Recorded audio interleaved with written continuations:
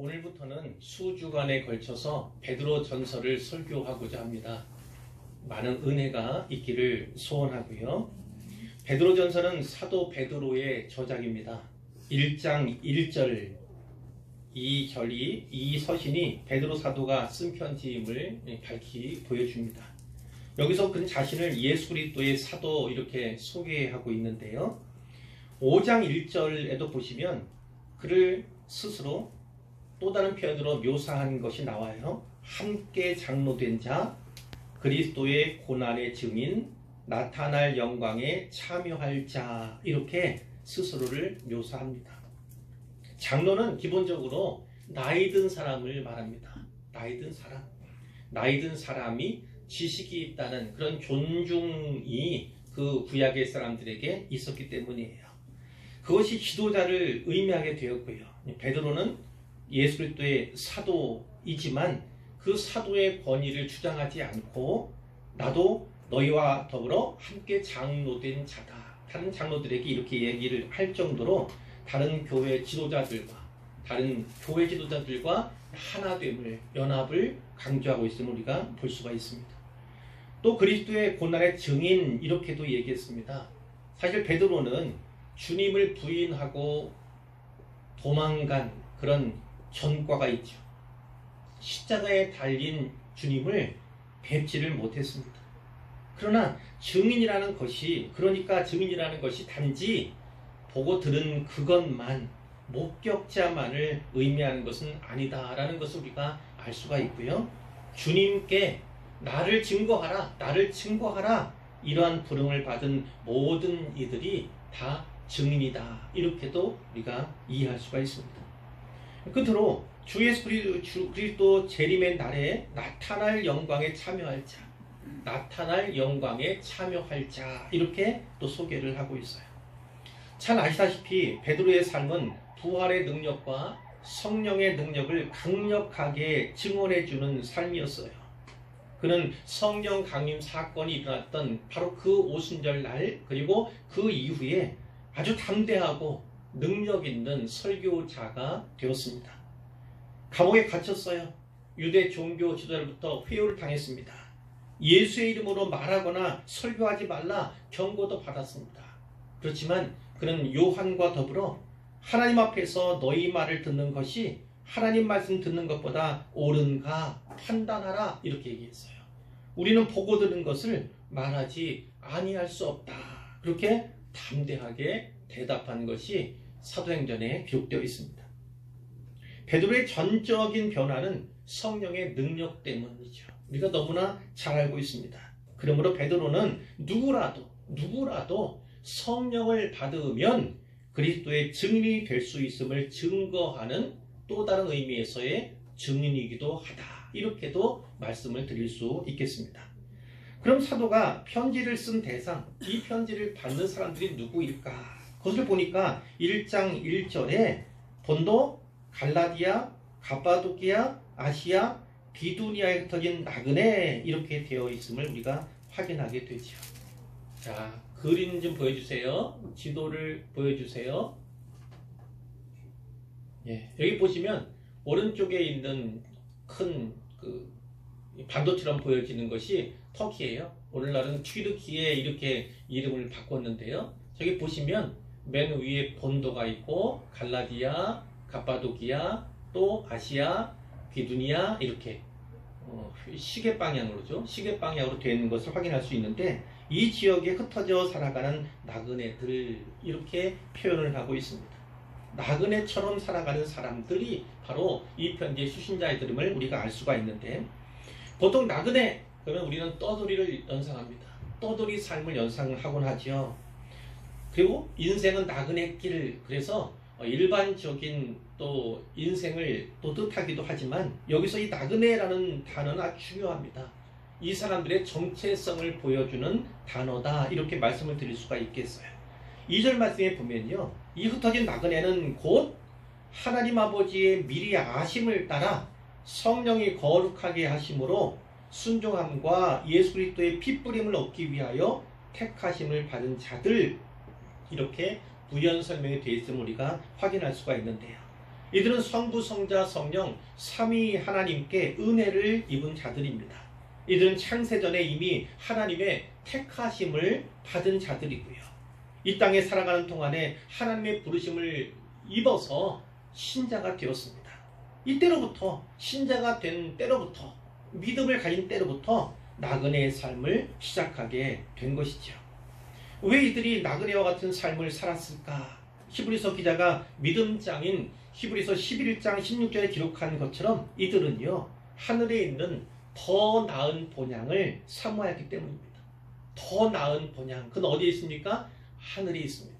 그 하늘에 있는 더 나은 본향을 사모하였기 때문이다 라고 우리가 성경을 통해서 바로 알 수가 있죠.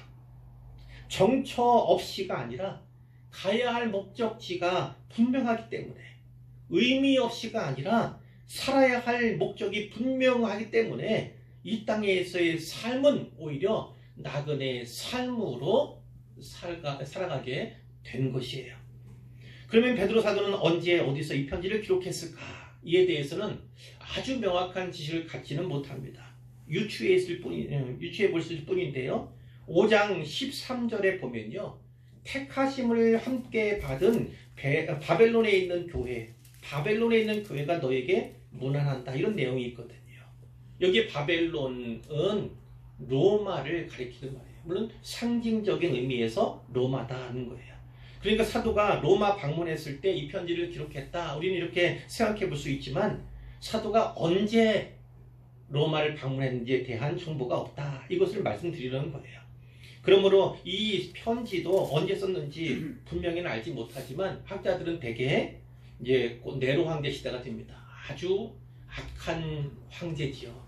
그리스도인들을 많이도 핍박했는데 그 네로 황제에 의해서 큰 핍박이 로마에서 이루어지기 직전 주후 64년에 기록했다. 이것이 보편적인 이해입니다. 그리고 5장 12절에 보니까 내가 신실한 형제로 아는 실로아노, 이 실로아노는 신라, 우리가 아는 신라입니다. 그 신라로 말미암아 너에게 간단히 써 권하고, 이런 말씀이 있고, 5장 13절에는 바벨론에 있는 교회가 너에게 문안하고 내 아들 마가도 그리하느니라. 이 마가 얘기했잖아요. 이 마가는 마가복음의 저자, 그 마가입니다. 이 실로아노와 마가를 언급하고 있는 것으로 보아서 이 신라와 마가가 이 시기에 베드로 사도와 함께 있구나라는 것을 우리가 알 수 있다는 겁니다. 베드로전서는요, 하나의 대전제 아래 내용을 살피는 것이 좋습니다. 어떤 전제냐면 하나님 나라와 세상의 충돌, 하나님 나라와 세상 나라의 충돌, 이런 전제하에서 살펴보려는 거예요. 세상 나라는 곧 하나님 나라를 거부하고 거절하는 것입니다. 하나님 나라와 그 나라를 거절하는 세상의 충돌, 이런 전제가 필요하다는 거예요. 이 전제 아래서 이 성경은요, 우리는 어떻게 구원받아 신자가 되었는가, 이것에 대해서 말씀해주고, 필연적인 신자의 고난, 신자라면 누구나 필연적으로 고난받는다, 이 말씀을 또 우리에게 상기시켜주고, 어떻게 살아야 하는가, 신자의 삶에 대해서 교훈하고 권면해 줍니다. 오늘은 첫 시간이라고 말씀드렸는데, 첫 번째로 우리는 어떻게 구원받아 신자가 되었는가에 대해서 살펴보고자 하고요.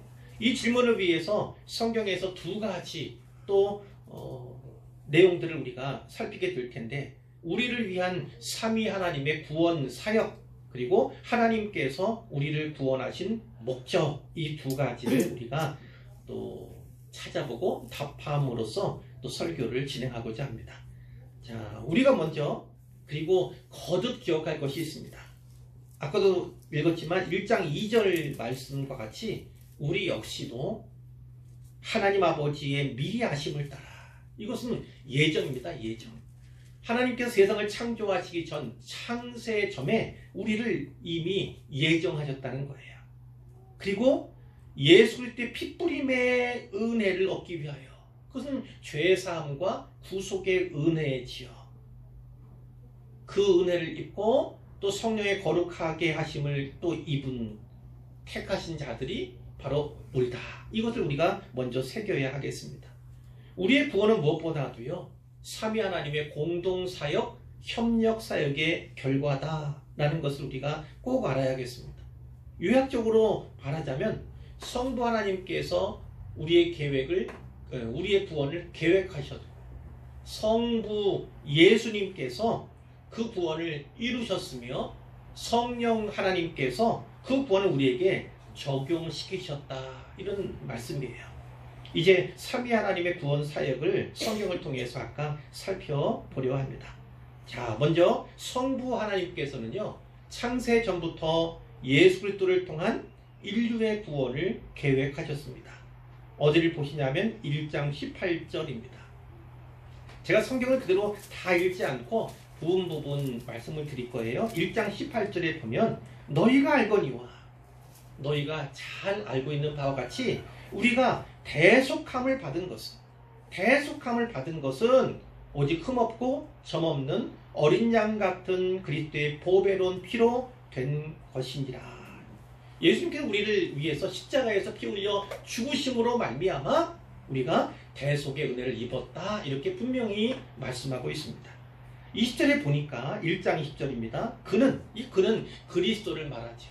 그리스도는 창세전부터 미리 알린 바 되신 이나, 이렇게 되어 있죠. 창세전부터 이미 계셨어요. 그러니까 모든 창조사역 이래 하나님 모든 사역들이 다 성부, 성자, 성령께서 함께 하시는, 공동으로 행하신 사역임을 우리에게 말씀해 주시는 거예요. 그런 특별히 그리스도께서는 이 말세, 오늘과 같은 말세, 이 말세라고 하면 예수님의 탄생부터 시작해서 초림이죠, 재림까지의 시간을 다 말세, 이렇게 얘기하는데, 이 말세에 너희를 위하여 나타내신 바 되었으니, 2000년 뒤 예수님께서, 하나님의 아들이신 예수님께서 사람으로 이 땅에 오셨다는 것을 말씀하고 있습니다. 21절입니다. 너희는 그리스도를 죽은 자 가운데서 살리시고 영광을 주신, 그리스도께 영광을 주신 하나님을 그리스도로 말미암아 믿는 자다. 그러니까 우리의 모든 믿음과 소망은 하나님께 있다, 이렇게 이제 말씀을 하고 있습니다.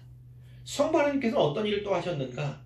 선지자들을 보내시고 이들을 통해서 복음을 약속해 주셨어요. 자, 1장 10절입니다. 1장 10절.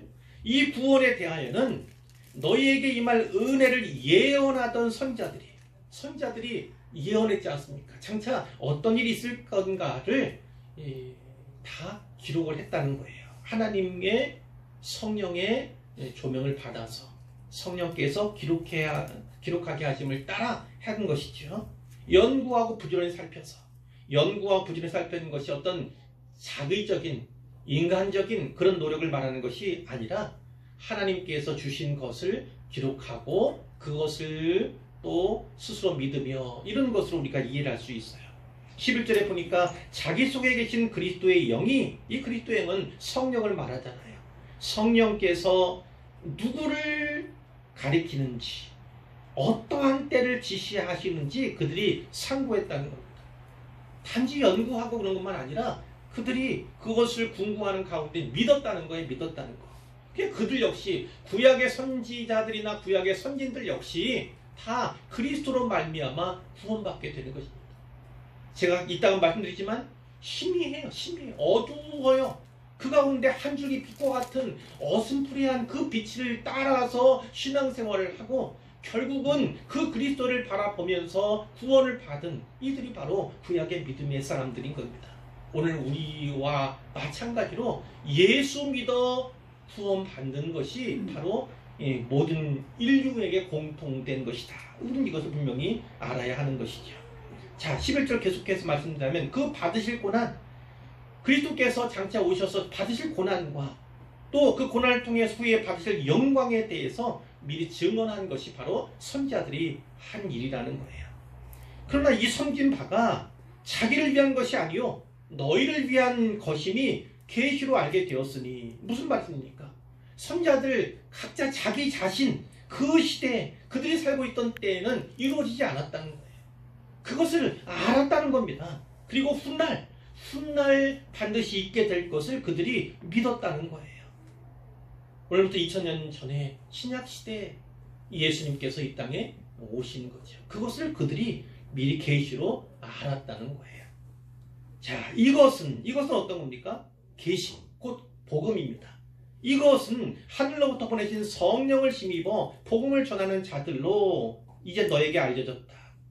신약시대 되면 복음의 전파자들이 많이 있지 않습니까? 그들은 다 성령을 힘입어서 일하는 사람들인데 그들을 통해서 우리를 보면 누군가 먼저 믿은 사람을 통해서 우리에게 복음이 전해졌다는 거예요. 그 복음은 어떤 것입니까? 천사들도 살펴보기 원하는 것. 이렇게 무슨 말씀입니까? 구원의 신비는 천사들도 알지 못해요. 천사들도 그 구원의 신비를 흠모할 만큼 이 복음은 대단하다. 너무나 아름답다 하는 것을 말씀하고 있죠. 신비한 것에 대해서 말씀하고 있어요.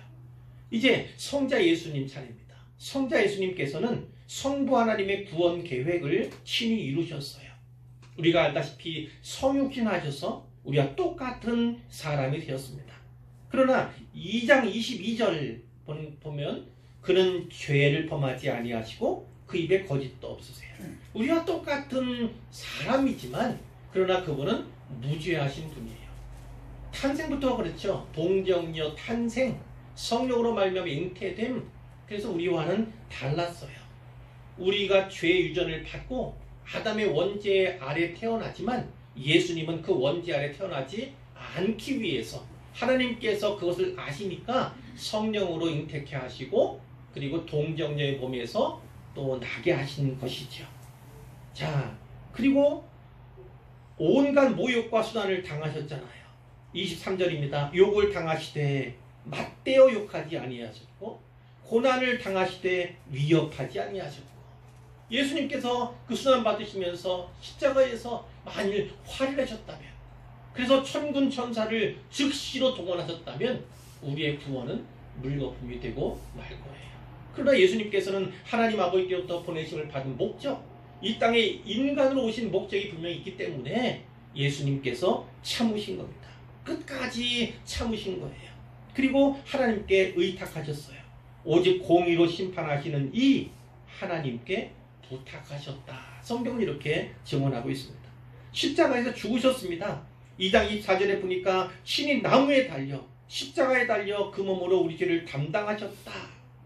대속의 죽음을 죽으셨다는 것입니다. 우리 죄를 대신해서 무죄하신 그분이 대신 죽으셨다는 것입니다.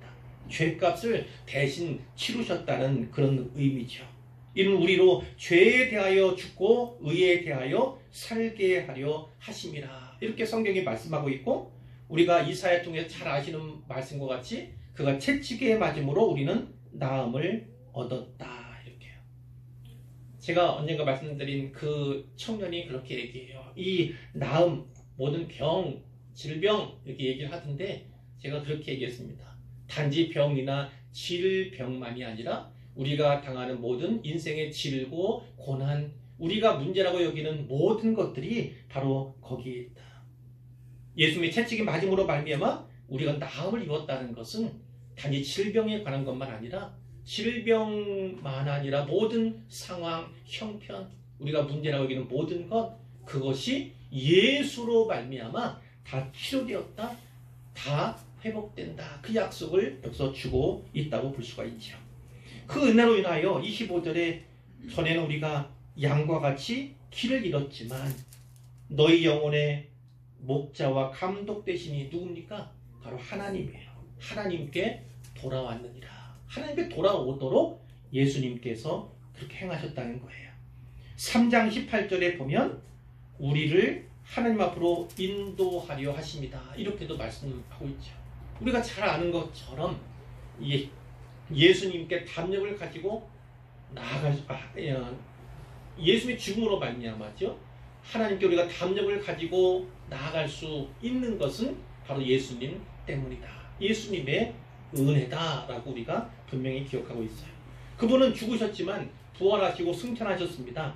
22절에 보니까 그는 하늘에 오르사 하나님 우편에 계시니 돼 있고요. 천사들, 권세들, 능력들이 그에게 복종하느니라. 그분이 어떤 신분을 갖고 계신가를 분명히 말씀하고 있어요. 그 하나님 보좌 우편에서 우리를 위해서 간구하시는 분이 우리 주님이시고 뿐만 아니라 다시 오실 재림의 때를 기다리고 계십니다.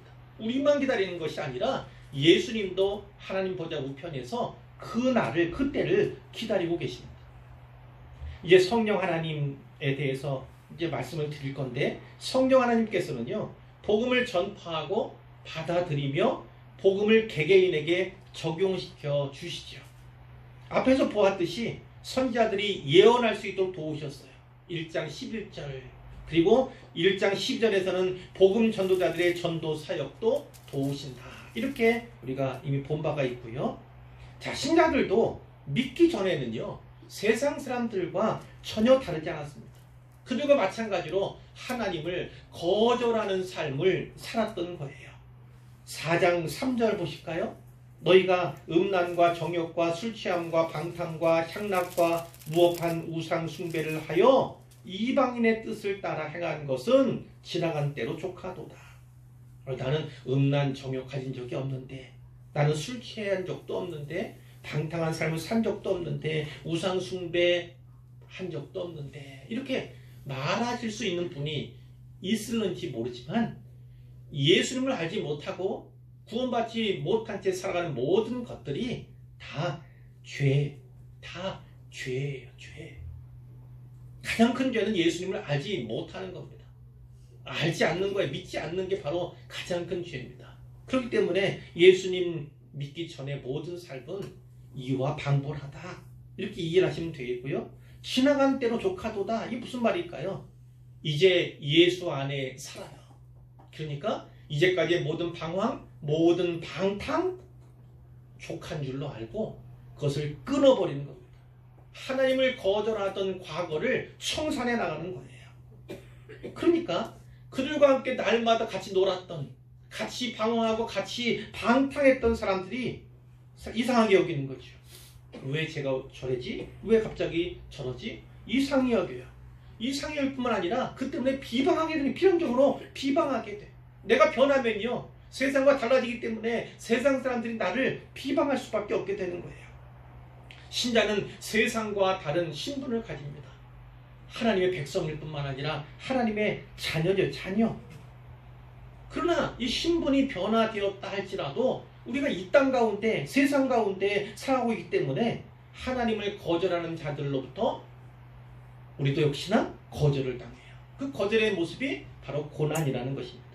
1장 6절에 보니까 그러므로 너희가 이제 여러 가지 시험으로 말미암아 잠깐 근심하게 되지 않을 수 없으나 오히려 크게 기뻐하는도다. 근심하게 됩니다. 그러나 분명히 말씀하시는 건 그 근심은 잠깐이라는 겁니다. 잠깐. 그것은 영원한 것이 아니에요. 잠깐. 그러면서 그 근심하게 되지만 오히려 그 기뻐하는 것. 예수님께서 우리와 함께 하시는 것, 나로 하여금 이기게 하시는 것, 혹은 견디고 인내하게 하시는 것, 그것으로 말미암아 더욱더 큰 기쁨을 누리고 맛볼 수 있도록, 경험할 수 있도록 우리를 이끌어 주신다는 말씀이죠. 이 과정 가운데서 성령 하나님께서는 신자가 잘 견딜 수 있도록 우리를 보호해 주십니다. 1장 5절에 보니까 너희는 말세에 나타내기로 예비하신 구원을 얻기 위하여 믿음으로 말미암아 하나님의 능력으로 보호하심을 받았느니라, 이런 말씀이 있어요. 하나님께 능력으로 보호해 주십니다. 그래서 우리는 그 교리 가운데 견인교리가 있지만, 견인교리가 어떤 거예요? 견인차. 물론 연상을 할 수 있지만 한자는 전혀 다릅니다.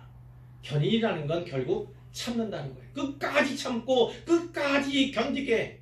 그리고 하나님께서 우리가 넘어지고 쓰러져서 포기하고 싶을 그 지경에 이르렀을 때라도 어찌하든지 다시 이렇게 세우신다는 거예요. 그래서 끝까지 구원받도록 하시는 그 은혜가 바로 견인교리입니다. 그런 은혜가 성령으로부터 우리에게 주어진다는 것입니다. 그리고 마침내 영광에 참여하게 되죠. 아까 5장 1절 살펴봤는데 내가 너희와 함께 장로된 자요, 이렇게 그 부분이요. 그리고 그리스도의 고난의 증인이요 나타날 영광에 참여할 자니라. 그 사도 베드로처럼 함께 그 나타날 영광에 참여하도록 이끄시는 분이 바로 성령님이시다. 이렇게도 말씀하고 있는 거예요. 이처럼 우리의 구원은 성부, 성자, 성령 삼위 하나님께서 함께 공동으로 사역하신 결과다라는 것입니다. 그러니까 우리의 구원이 얼마나 놀랍고 얼마나 값진 것인가를 다시 한번 새겨야 할 것입니다. 자, 이제 하나님께서 우리를 구원하신 목적에 대해서 나누어 보려고 하는데요. 하나는 현재적으로 적용하고 또 하나는 미래적으로 적용할 거예요. 자, 첫째는 현재적 적용입니다. 이 현재적 적용은 우리는 지금 어떤 은혜를 경험해야 하는가?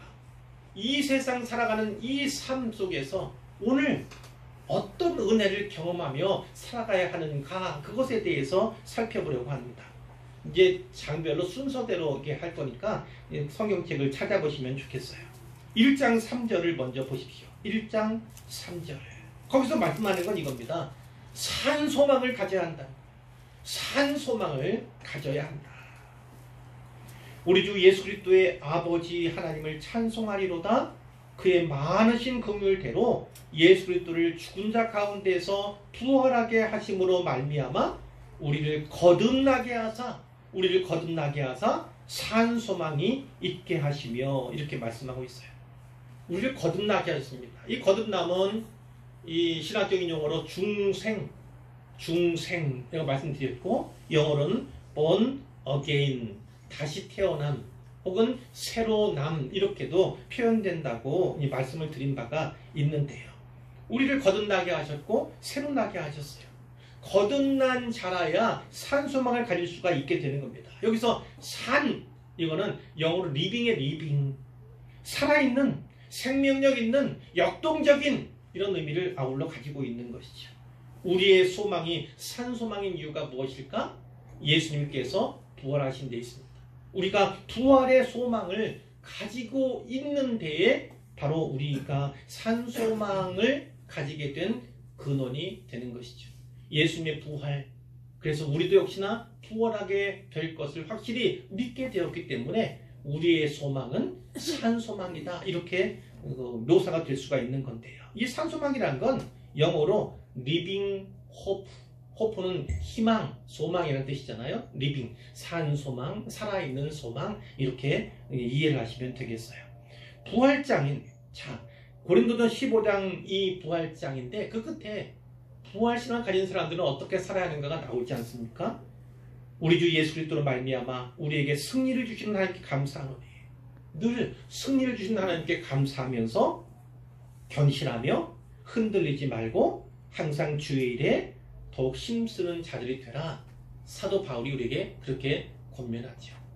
부활신앙을 가진 사람들의 삶은, 그들의 생활과 그들의 사역의 모습은 바로 이래야 합니다. 흔들려서는 안 되고요. 항상 견실해야 하고요. 주의 일에 더욱 힘쓰는 자들이 되어야 할 줄로 믿습니다.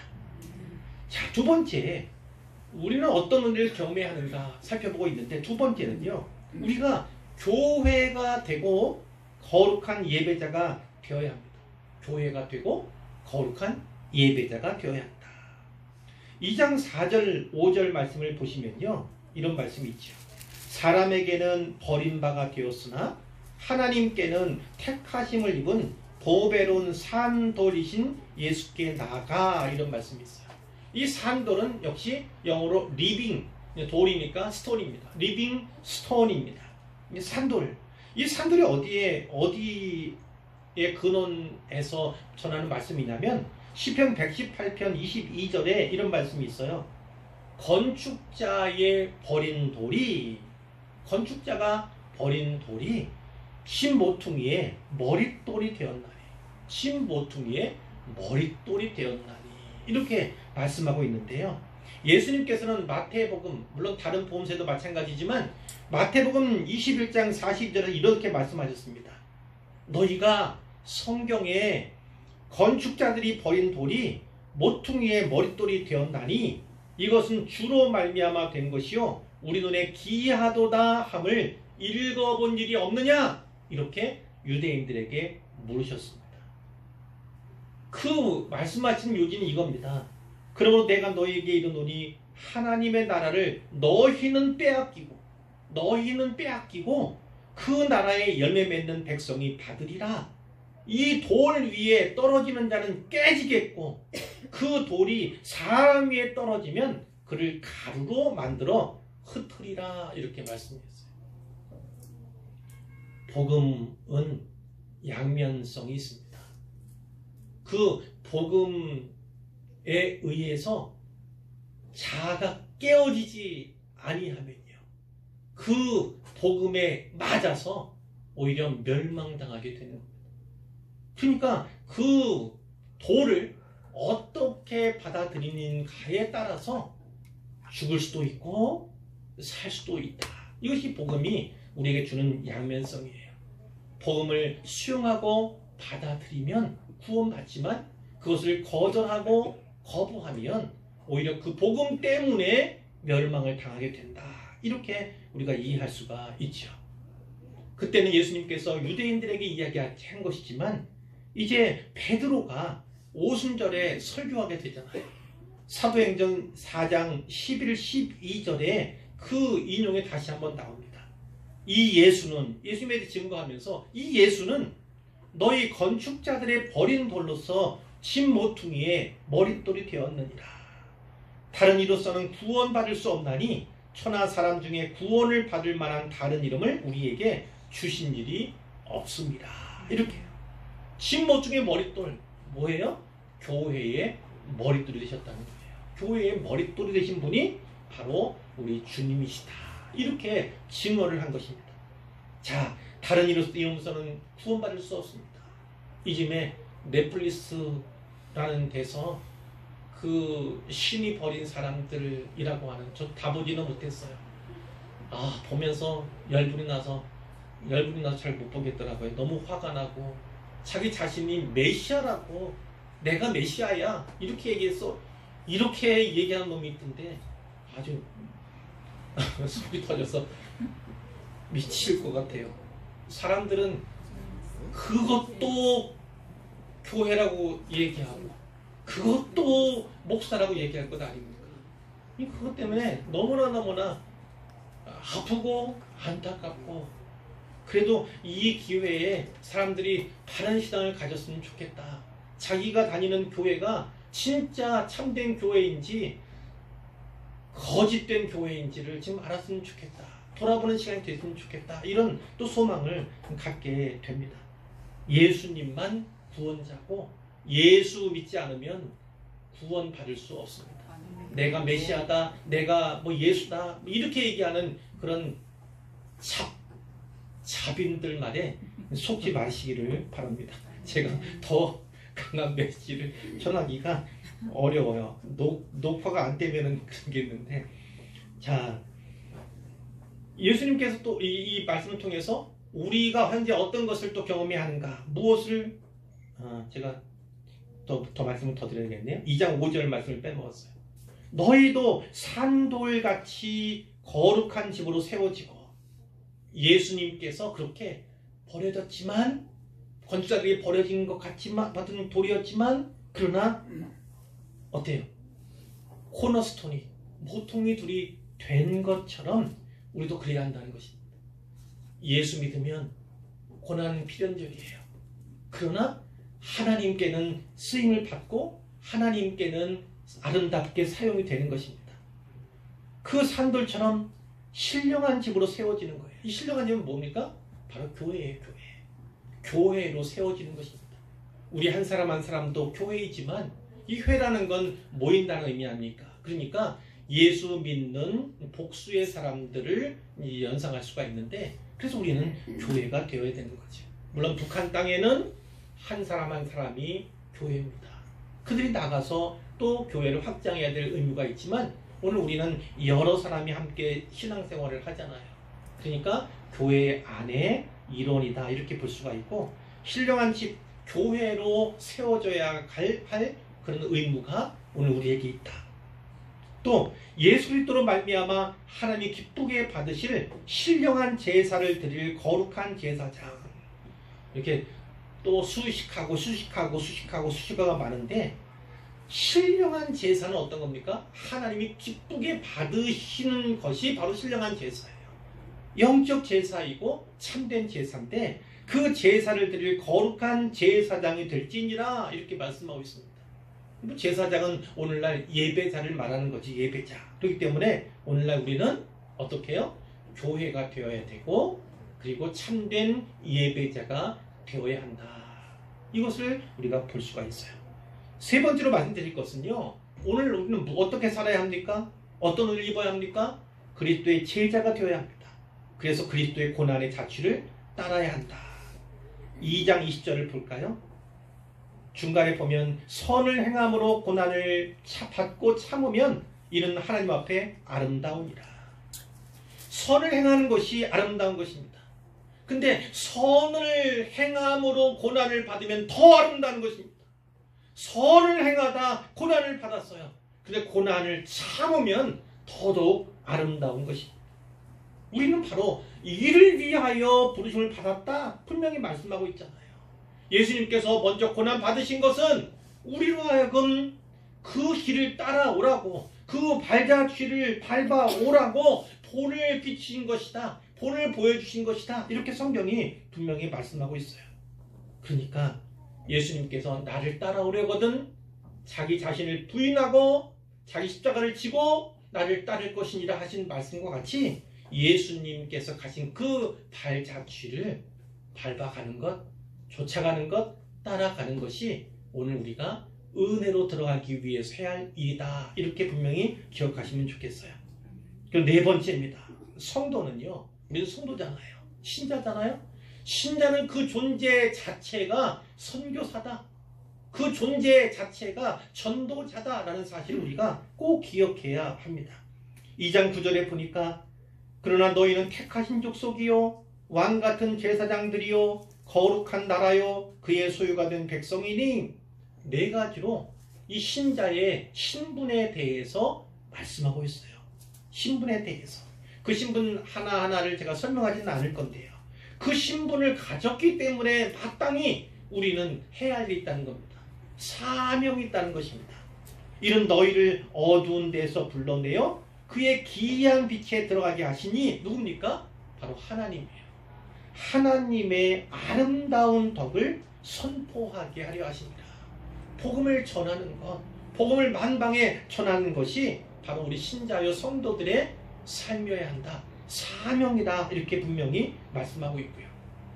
우리의 신분이 바로 여기에 나오는 네 가지가 맞다면 우리는 선교사고 우리는 전도자다.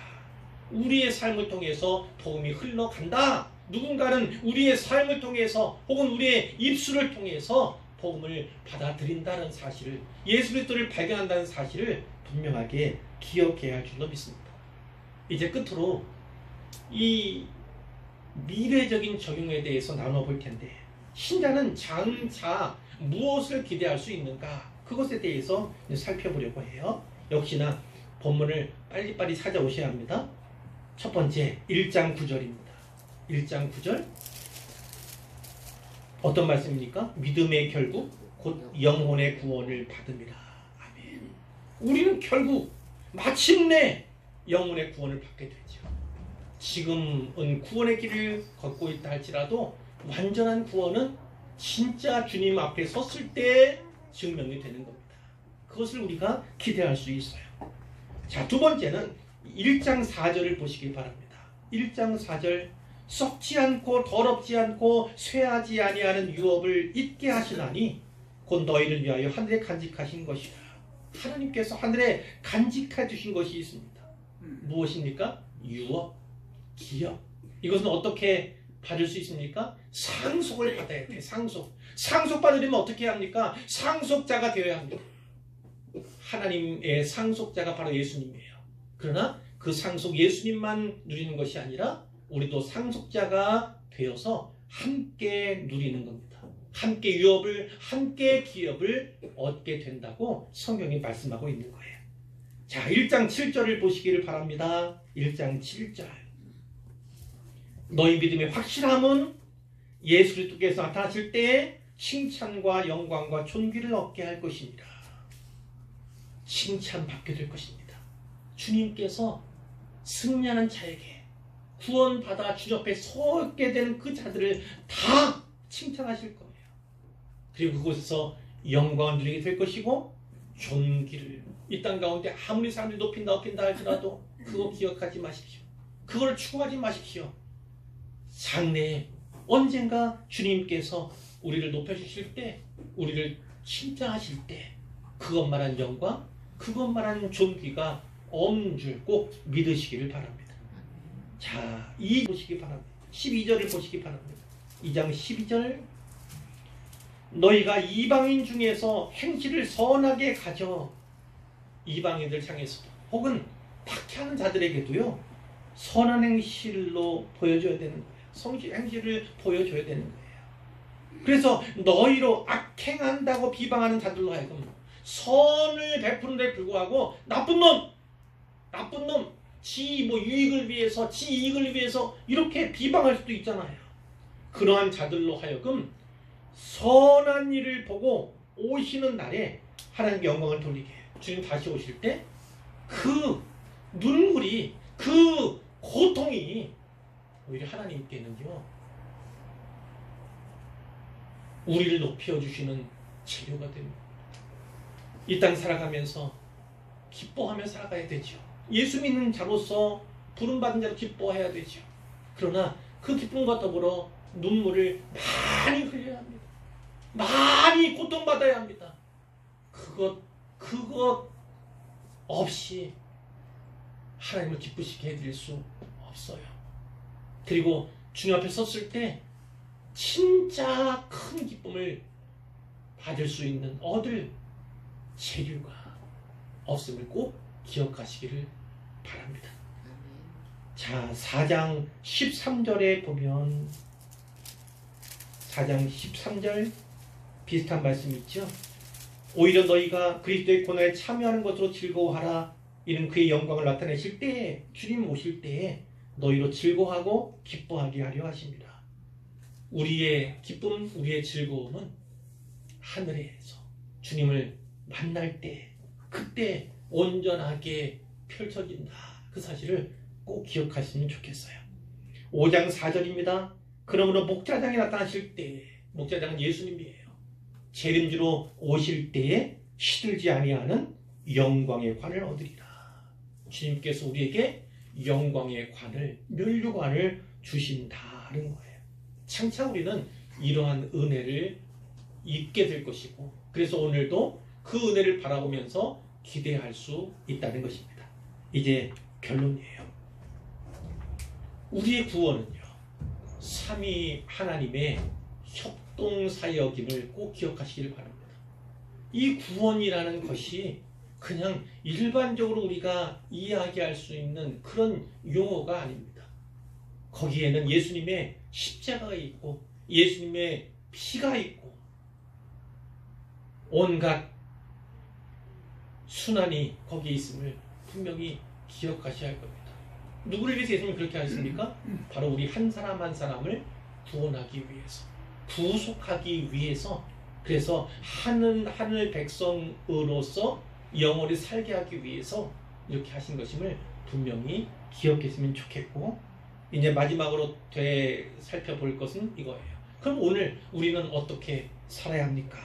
현재적으로 적용한 부분이 있잖아요. 그것을 다시 한번 살펴봤으면 좋겠는데, 우리는 어떻게 살아야 합니까? 산소망을 가지고 살아야 합니다. 산소망. 이 산소망은 살아야 될 뿐만 아니라 영원한 소망이에요. 이 영원한 소망 가운데 살아야 하고요. 이 땅에 살아가고 있는 동안에 교회가 되어야 합니다. 그리고 하나님이 기뻐하시는 참된 예배자, 거룩한 예배자가 되어야 합니다. 그리고 예수 그리스도의 제자가 되어서 그분의 고난의 발자취를 밟아 나가야 되는 거예요. 그리고 마지막으로 성도가 그 존재 자체만으로 선교사이며 전도자임을 깨달아서 선교하며 전도하는 삶을 살아가야 하는 것입니다. 이것이 오늘 우리에게 주어진 사명이고 믿음의 근거들이고, 그리고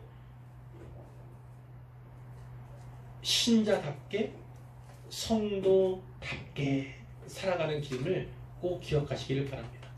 지금은 사순절 기간이에요. 우리 교회는, 개혁교회들은 사순절, 교회마다 목사님의 목회 방침에 따라서 사순절을 지키기도 하고 안 지키기도 하지만, 우리는 고난주간에 더 초점을 둡니다. 그러나 사순절을 지내는 교회들도 많이 있죠. 또 이 시기가 사순절 기간이다라는 것을 또 기억할 필요는 분명히 있어요. 이 절기는 뭐 그런 때입니다. 그렇기 때문에 이 시간을 살아가면서 이 사순절의 기간들을 지내면서 우리도 주님을 늘 바라봐야 할 줄로 믿습니다. 하나님께서 우리의 구원을 위해서 어떤 일을 하셨는가? 하나님이 오늘 우리의 삶 속에서 무엇을 기대하시고 원하시는가? 그것을 꼭 붙잡는 한 주간 되시기를 우리 주님의 이름으로 축원합니다.